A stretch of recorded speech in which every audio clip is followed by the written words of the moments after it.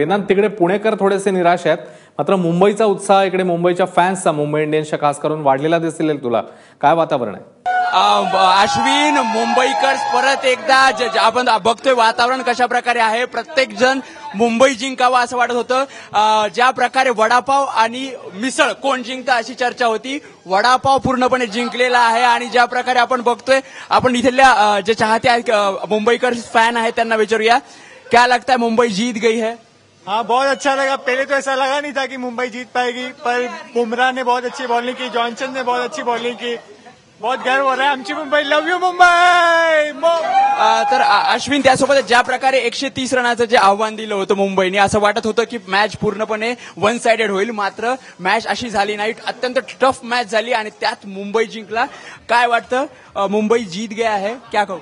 मैं पुणे का सपोर्टर हूँ. पुणे के सपोर्टर हो, निराश हो? हाँ, थोड़ा बहुत. आप किसको सपोर्ट कर रहे थे? What are you saying? Hello, आप किसको सपोर्ट कर रहे थे? मुंबई तो जीत गई है, क्या लग रहा है? हाँ, एक्सपेक्टेड था मुंबई जीतेगा, लेकिन इतना क्लोज था मालूम नहीं था.